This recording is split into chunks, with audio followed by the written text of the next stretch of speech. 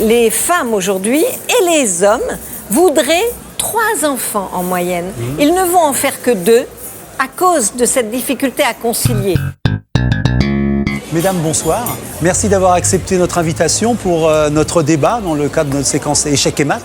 Nous allons débattre de la maternité.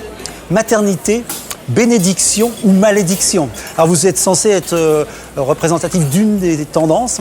Edwige Gentil, vous seriez plutôt côté bénédiction, Bien avec sûr. votre dernier ouvrage, Dolto en héritage. Vous vous présentez comme celle qui va faire perdurer l'héritage et puis être la continuatrice. Oui, grâce aux auditeurs de France Inter qui ont été des bébés Dolto, Oui, ce sont des élevés avec Dolto. Qu'est-ce qu'ils en ont retenu? D'ailleurs, vous leur dédiez votre ouvrage. Oui, exactement. Et Eliette Abécassis, pour un heureux événement chez Albin Michel.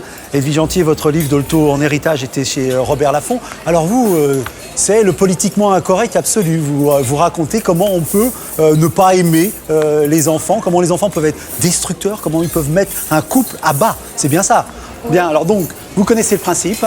Vous avez devant vous une petite machine, vous allez débattre, vous vous coupez la parole à satiété quand vous voulez, en appuyant sur le petit bouton qui est là. Nous allons commencer par Eliette Abécassis qui va un peu s'excuser de ne pas aimer les enfants, s'il vous plaît. Non, alors d'abord je voudrais dire que j'aime les enfants, j'aime les bébés, mais je pense que la maternité est une expérience très bouleversante pour la femme, pour le couple, que c'est un cataclysme qui remet tout en jeu, tout en chantier, et une expérience assez dévastatrice. Et en fait, je trouve que on n'en parle pas, c'est un tabou, c'est-à-dire que on nous dit tout le temps « Ah, c'est merveilleux, vous allez avoir un enfant ». Alors ce tabou, vous êtes d'accord, Edwige ? Oui, mais je crois que vous ne vous étiez pas assez préparé. Parce que lorsque je lis votre ouvrage, vous dites que le bébé, c'est comme un vampire, en quelque sorte. Elle vous tète et elle vous dévore comme si elle n'était qu'un tube digestif. Vous n'avez pas lu que le bébé est une personne, vous qui êtes philosophe. Alors, Mais trop jeune je crois qu'on nous a trop dit que le bébé est une personne. Je crois que ça a été un pas important qu'on a fait, de prendre en considération le bébé. Mais je pense qu'aujourd'hui, il y a cette idée-là que l'enfant est roi. Et à force de nous avoir dit que tout se joue avant l'âge de 3 ans, qu'il faut faire très attention à l'enfant, on se concentre sur l'enfant et finalement chaque parent bâtit une relation très exclusive avec l'enfant et s'oublie. On oublie le couple. Mais vous savez, un bébé, un tout petit nouveau-né, il est obligé d'être votre roi. Parce que quand vous mettez votre petite fille au sein et qu'elle tète, vous savez ce qui se passe? En fait, ce sont ces neurones qui se connectent en se disant le monde, il est ainsi fait. Et elle voit l'univers à travers sa mère. Alors vous ne pouvez pas manquer à ça, c'est vrai. Quelle immense mission. Vous n'étiez pas assez préparé. Mais moi, j'ai envie de vous interrompre. Quand vous dites que vous n'étiez pas prêt, vous étiez très très jeune, vous viviez une passion. C'est ce que vous racontez dans le livre. Le bébé arrive effectivement comme un cataclysme. Alors d'abord, il faut faire une différence entre moi et ma narratrice. Oui, c'est à vous de C'est pas nous dire, mais pareil. c'est à vous de nous le dire. C'est pas mon histoire, c'est un peu mon histoire, mais c'est aussi, je me suis inspirée de plein de femmes. Il y a quand même des accents de sincérité. Non, c'est vrai, ça part de quelque chose de très intime que j'ai vécu, mais j'ai aussi beaucoup écouté les femmes. J'ai été beaucoup quand j'étais enceinte, je ne pouvais pas tellement bouger. À la fin, j'ai été sur les sites internet, dont Super Maman, sur lesquels vous intervenez, j'ai lu vos conseils. Et aussi, on voit sur ces sites que les femmes se livrent plus facilement et peut-être que plus librement, parce que justement, il y a l'anonymat d'être derrière son ordinateur.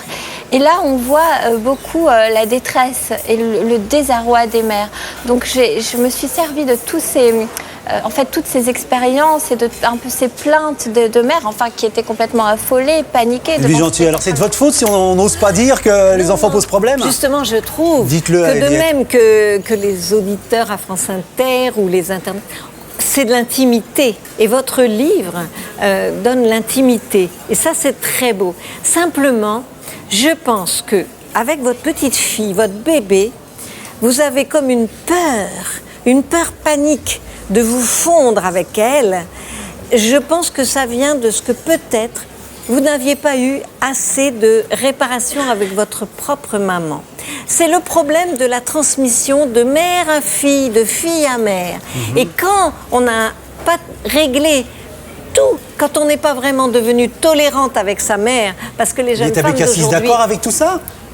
Alors, je sais pas, c'est... On est dans l'analyse, quasiment. Vous êtes en consultation, j'ai l'impression, là, oui. Absolument. Alors. Et la dernière fois que j'ai parlé à Edwige Antier, je dois dire qu'elle m'a dit une parole qui a bouleversé ma vie. Et donc je me méfie maintenant. Mais quelle est cette parole? Elle m'a dit quelque chose de formidable, mais je veux pas... je veux pas... Ah, à ce point. Alors, vous avez des secrets pour... Mais Eliette, nous si vous me permettez, Oui. pour toutes les mères, tous les pères, tous les anciens bébés qui nous écoutent, On est nombreux. voilà, vous êtes nombreux. Tant qu'on n'a pas réparé sa relation à sa propre mère, parce qu'aujourd'hui les jeunes filles jugent leur mère. À l'adolescence, t'es nul, on est très dur. Alors quand tout d'un coup on a un bébé, eh bien on a peur. On a peur que grandissant, si c'est... Eliette pour Abécassis, ça- d'accord? On est dans la Non, reproduction, simplement? En tout cas, moi, je ne parle pas d'un cas pathologique de maternité dans mon livre. Il me semble que je parle d'un affolement et d'un désarroi qui est plutôt celui de la femme moderne, parce qu'on est des femmes qui sommes après le féminisme. Il y a eu toute cette génération, en fait, de nos grands-mères qui avaient dans leur vie pour seul espoir d'avoir un enfant, et c'était tout à fait normal, et leur féminité s'accomplissait là-dedans. C'était leur identité. Alors Voilà. qu'aujourd'hui, quand on a un enfant, on perd souvent son identité professionnelle et sociale si vraiment on veut s'y consacrer. Et c'est tout le déchirement des femmes d'aujourd'hui que vous essayez d'expliquer. Voilà, exactement. C'est quelque chose qui est vraiment propre à nous. Parce qu'après cette génération, il y a eu les féministes qui ont mis de côté un peu la question de l'enfant et qui l'ont rejetée. Et puis nous, en fait, on a les acquis du féminisme, donc on est libre, indépendante, on a notre vie, on travaille et on veut avoir des enfants. Et on ne peut pas, enfin, on ne tient pas On le peut coup, pas. Alors, c'est on ne très peut pas? compliqué. Est-ce que c'est... il faut choisir? Alors, on ne peut pas. On ne peut pas en avoir autant. Mais je dirais à Eliette qu'un sondage vient de montrer que les femmes aujourd'hui et les hommes voudraient 3 enfants en moyenne. Ils ne vont en faire que 2 à cause de cette difficulté à concilier. Mais vraiment, ils ont toujours ce grand désir d'enfant. À un moment, vous dites dans votre livre, j'aurais presque préféré être un homme et même un homme homosexuel. Mais savez-vous, Eliette, que les homosexuels, ils réclament l'homoparentalité. Donc, Oui, c'est bon. Ils se sont laissés contaminer par cette idéologie de l'enfant, de l'enfantement. Et le couple dans tout ça? Parce que dans votre livre, c'est central et son éclatement. Alors, j'aimerais que vous entendiez sur le sujet. Alors justement, on est là, on est amoureux, on voyage, on est libre et tout d'un coup, on a un enfant. On est très spirituel parce qu'on a aussi cette idée très romanesque de l'amour-passion, romantique, et on se retrouve à changer des couches ensemble. Et on se retrouve à ne plus dormir la nuit. Et la femme qui allait, c'est vrai que c'est un accomplissement extraordinaire pour la femme, et tellement extraordinaire qu'on n'a plus tellement envie de faire des câlins avec son mari. Oui, de faire l'amour, quoi. Ouais, en gros. mais cette impatience de faire l'amour. Alors vraiment, il y en a qui disent même, il ne faut pas du tout allaiter, il faut tout de suite crac-crac. Mais c'est normal que vous n'ayez pas envie tout de suite de faire l'amour. Et il y a des façons de s'aimer. Et puis progressivement, c'est cette complicité.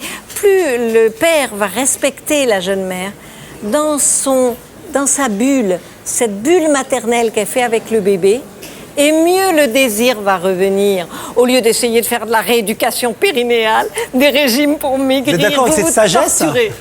Eliette. C'est une grande sagesse, mais dans la vie, je remarque que beaucoup de couples divorcent après la naissance de leur enfant.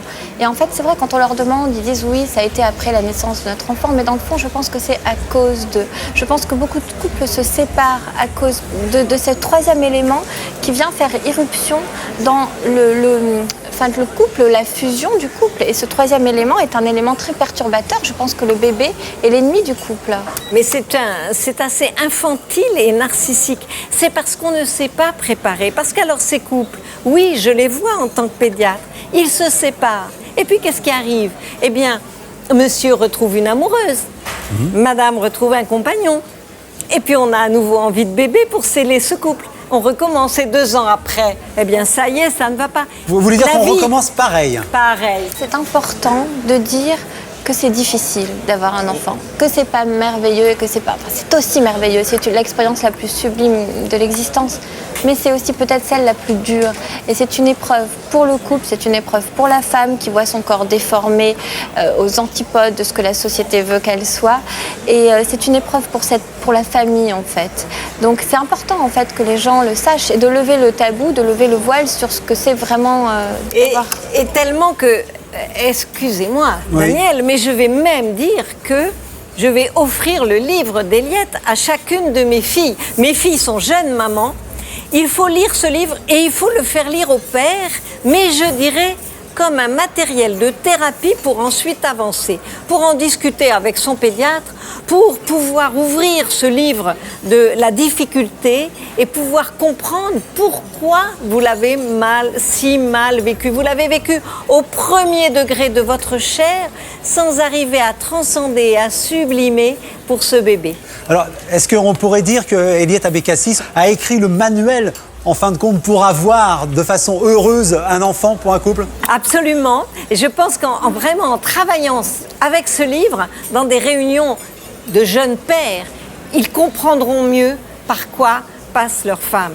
Mais vous dites à un moment que vous avez dit à votre petit bébé, puisque Dolto a dit il faut tout dire au bébé. Racontez ce qui vous est arrivé quand vous avez voulu faire du Dolto avec votre bébé.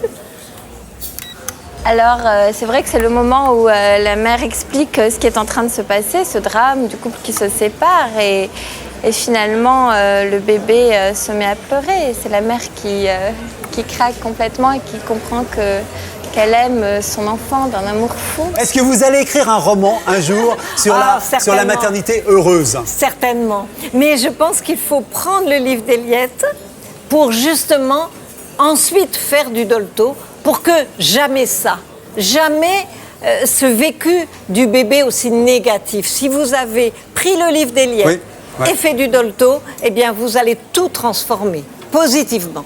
Votre conclusion, Eliette? Ce n'est pas seulement négatif. Vous verrez dans mon livre, il y a aussi beaucoup d'amour. Et justement, cet amour, il surgit de façon tellement forte, d'autant plus forte qu'il est né sur pas mal de sacrifices. Mais c'est d'autant plus fort. Voilà, alors je pense que tout le monde a compris qu'il fallait dire vos deux livres. Je les répète, Eliette Abécassis, Un heureux événement, du Dolto sans le savoir, et Edwige Antier, Dolto en héritage, de l'Eliette Abécassis au futur. Oui, espérons pour le deuxième. Merci mesdames, en tout cas, merci beaucoup.